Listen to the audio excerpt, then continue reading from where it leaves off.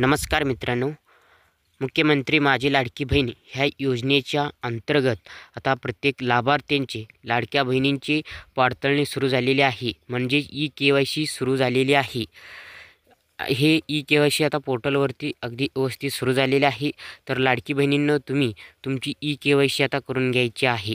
तर ई-KYC कुठे आणि कशी करायची, ई-KYC करण्यासाठी कोणकोणते कागदपत्रे लागणार आहेत आणि किती तारखेपर्यंत हा ई-KYC करता येईल, लाभ बंद न होणे ह्याची काळजी कशी घ्यावी, ह्या संदर्भातला आता GR राज्य सरकारने दिलेला आहे.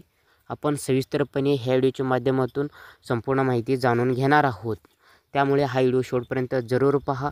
अजून तुम्ही चॅनलला सबस्क्राईब केलं नसेल तर लगेच RBTech मराठी यूट्यूब चॅनलला सबस्क्राईब करा.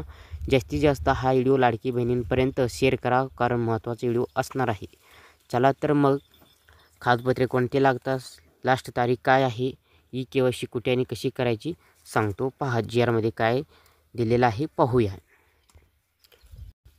मुख्यमंत्री माझी लाडकी बहीण या योजनेअंतर्गत पात्र लाभार्थी महिलांची पडताळणी आणि KYC प्रमाणीकरण करण्यासाठी ई-KYC माध्यमातून आधार ऑथेंटिकेशन करण्यास मान्यता देण्याबाबत 18 सप्टेंबर 2025 रोजी हा GR आलेला आहे. तर हा महिला व बाल विकास विभागाच्या माध्यमातून आलेला आहे. तर आता मुख्यमंत्री माझी लाडकी बहीण ह्या योजनेची पैसे पात्र लाभार्थी महिलेचे थेट लाभ हस्तांतरण, डायरेक्ट बेनिफिट ट्रान्सफर, आर्थिक लाभाची रक्कम जमा करण्यात येते. तसेच 2016च्या कलम 7 मधील तरतुदी अनुषंगाने 1/8/2024 अन्वये शासन अधिसूचना अधिसूचित केले आहे.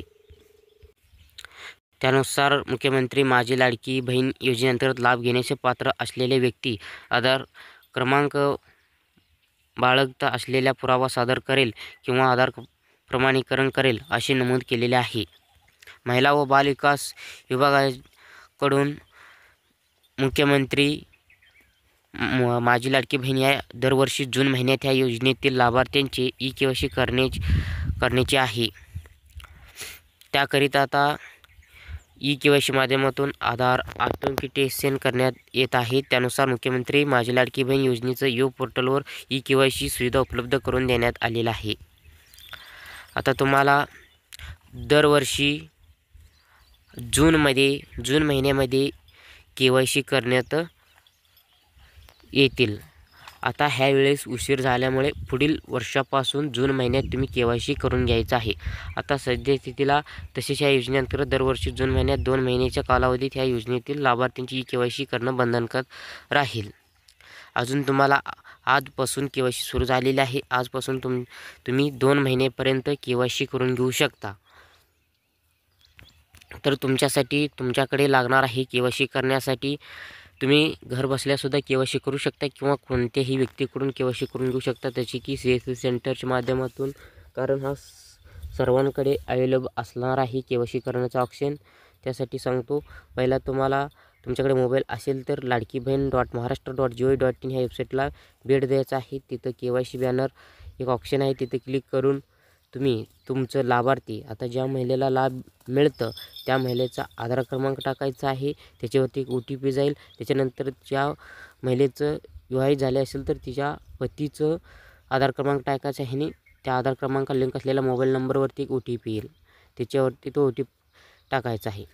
जर अविवाहित असेल तर तिच्या वडिलाच्या आधार नंबर टाकायचा आणि वडिलाच्या आधारला लिंक असलेला मोबाईल नंबरवरती एक OTP येईल. असे तुम्हाला त्यामध्ये KYC करता येईल. तर आता कोणकोणते कागदपत्रे लागणार आहेत, लाडक्या बहिणीचं आधार कार्ड आणि त्याला लिंक असलेला मोबाईल नंबर, हा 2 डॉक्युमेंट्स झाले.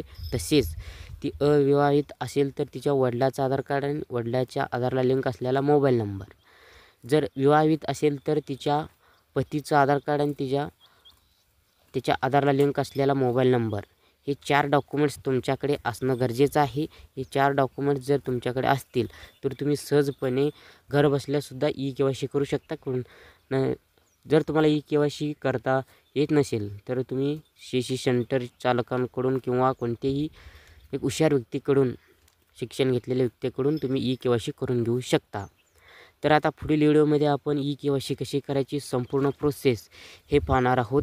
त्यामुळं हा व्हिडिओला एक लाईक कारण आत्ताच चॅनलला सबस्क्राईब करा, कारण पुढील व्हिडिओ असे महत्त्वाचे तुम्हाला भेटत राहतील. जास्तीत जास्त लाडक्या बहिणींपर्यंत हा व्हिडिओ शेअर करा.